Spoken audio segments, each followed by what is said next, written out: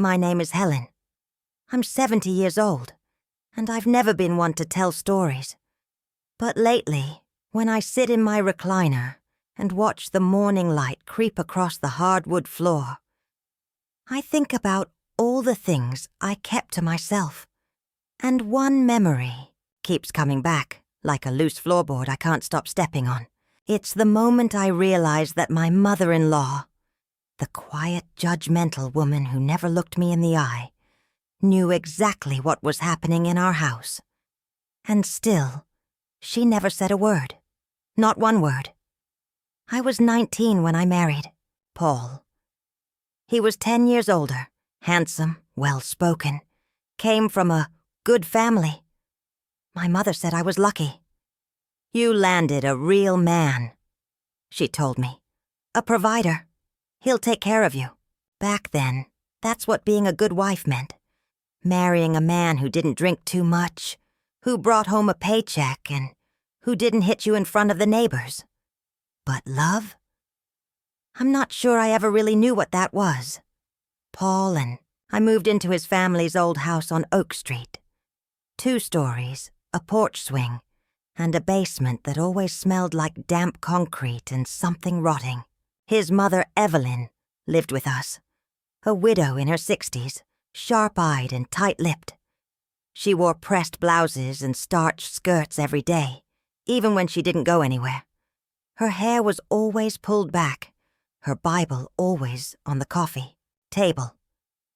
She never raised her voice, she never smiled, and she never ever called me by my name, just her or the girl.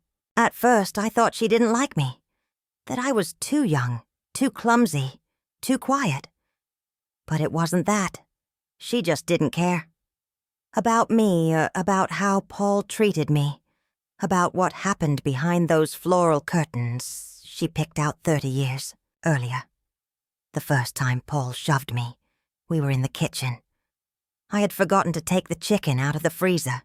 He didn't yell. He didn't curse. He just looked at me like I was nothing and pushed me hard enough to hit the counter.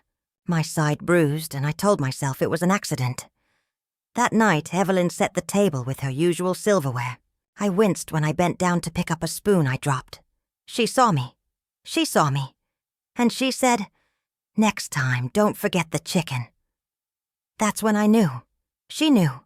And she'd known for a long time. After that first time, something inside me shifted. Not in a loud or dramatic way. Just quietly. Like a door closing in my mind. I stopped thinking of Evelyn as a cold woman. I started seeing her for what she really was. A witness who refused to speak. Paul never left marks where anyone could see. He was too smart for that. His anger didn't come with fists. It came with icy control. He timed his insults like punches. He'd correct the way I loaded the dishwasher. Tell me I wasn't presentable when I wore jeans. Said I didn't need friends because what could they possibly teach you about being a wife? And Evelyn, she heard it all. Our walls were thin, and that woman didn't miss a thing. Sometimes I'd walk into the kitchen and she'd be sitting there with her Bible open, glasses on, lips tight. I'd feel the weight of her eyes. She didn't need to say anything. That silence, it screamed louder than any word.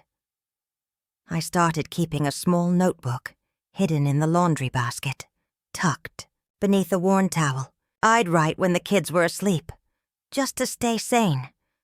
Little sentences, observations. He got angry when I laughed at the TV. She told him to pray after he yelled at me. I feel like I'm disappearing. There was one night, I still remember like it was yesterday. I was standing at the sink. My hands were raw from washing dishes. Paul walked in, smelled alcohol on my breath. I'd had a glass of wine with dinner, just one, and he grabbed my arm hard. I didn't scream. I didn't pull away. Evelyn walked in. She looked at us, looked at my arm in his hand, and said, with that same flat tone, dinner's getting cold. That was it. No, let go of her. No, what the hell are you doing?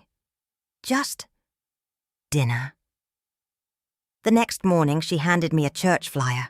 Women's ministry meets on Thursdays, she said. As if I needed to be prayed over, not protected.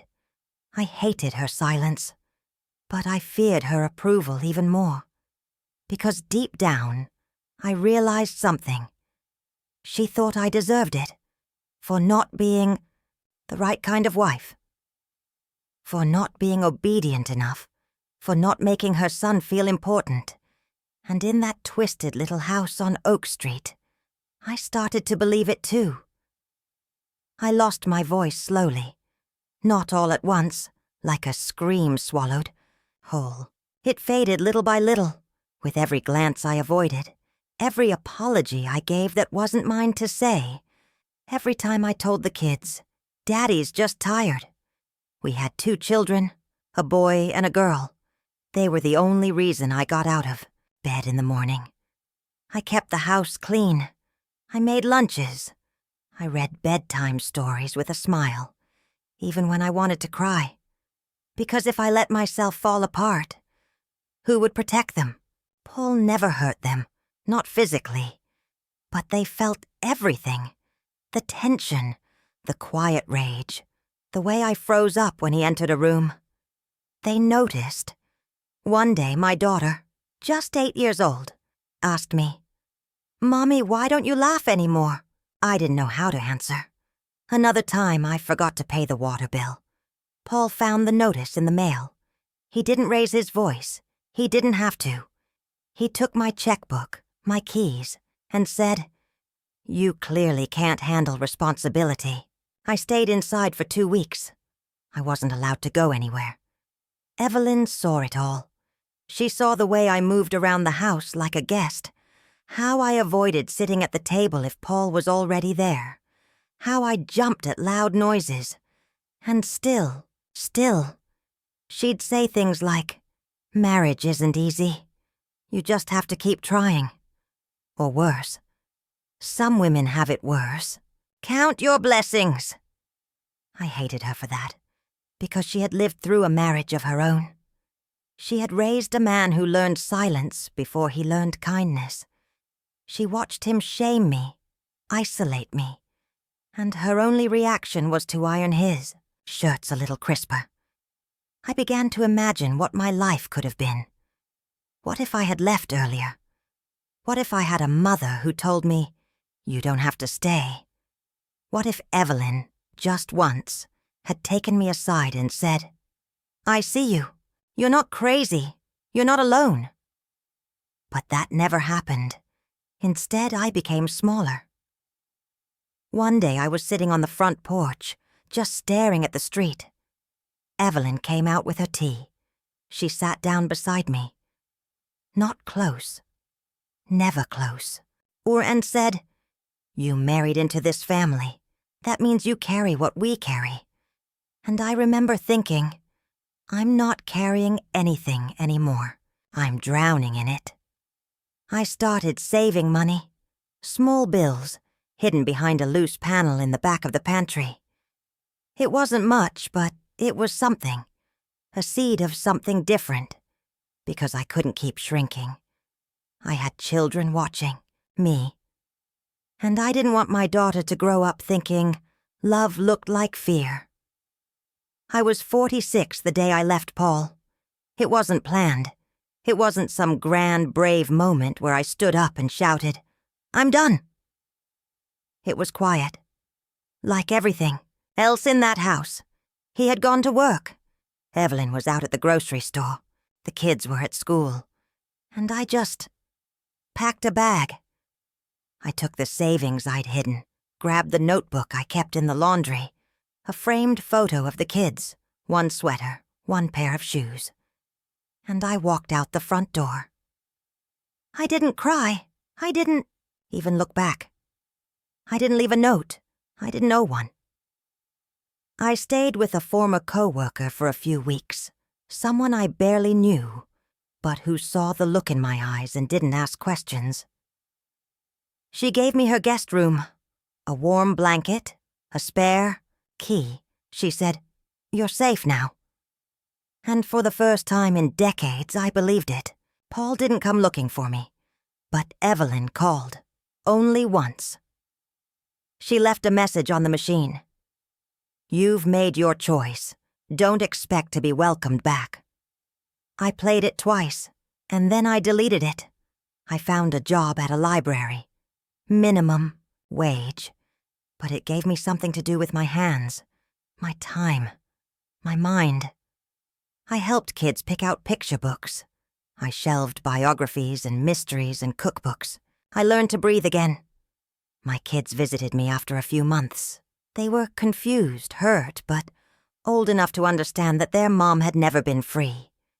They stayed with Paul during the week and spent weekends with me in my tiny apartment above a hardware store. It wasn't glamorous, but it was ours. We made pancakes on Sundays. We watched old movies. We laughed, really laughed, in a way we never could on Oak Street. One day I got a letter from Evelyn. It was short. "You embarrassed this family. You made things harder for everyone. I hope you're proud." I didn't respond, because I was proud, not of leaving, but of surviving, of finally giving my children a home that didn't hum with tension. I heard Evelyn passed away a few years later. Cancer, I think. She never asked to see me, never asked for forgiveness. She took her silence all the way to the grave. And that's when I realized she was never going to change. Some people protect the system, no matter how much it destroys the people in it, and I wasn't going to be one of them. I'm 70 now. I live alone in a quiet apartment with a view of the community garden. I wake up early, drink my coffee by the window, and water my plants before the sun gets too high.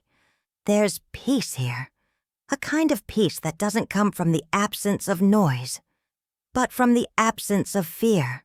Sometimes I sit with my notebook, the one I started all those years ago, in the corner of the laundry basket, and I reread my own handwriting. It's shaky in the beginning, nervous. Then, slowly, it steadies. By the end, it's strong, like me. I kept that notebook because I needed proof that I wasn't imagining things, that the gaslighting, the coldness, the way Evelyn never intervened, it was all real. The silence was real, and it hurt more than the bruises ever did. People ask me now, "Do you regret staying as long as you did?" And I always say, I regret not leaving sooner, but I don't regret surviving, because I raised 2 beautiful children. I rebuilt a life from scraps.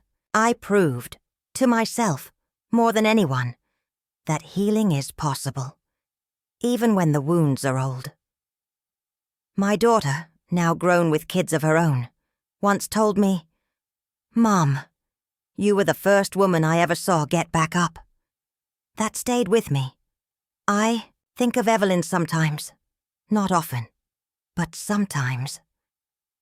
I wonder if she ever doubted her silence, if she ever lay awake at night, remembering the things she didn't say. But even if she did, it's too late, the damage was done. And that's the thing I want people to understand. Silence is a choice. Looking away is a choice. Pretending not to see is a choice. She made hers. I've made mine. Now, when someone tells me they're scared in their own home, I believe them. I don't say, marriage is hard. I don't say, give it time. I say, you deserve better. You are not crazy, and you are not alone. Because someone has to break the cycle. And it might as well be me. I don't wear guilt anymore. I don't wear shame. I wear freedom. It fits better than fear ever did. Sweetheart, if my story touched you in any way, let me know in the comments. Tell me where you're watching from. And if you've ever felt alone with a pain no one else wanted to see. And please, Subscribe to the channel so you don't miss the next story. Sometimes all we need is to feel heard. I'm here, and I see you.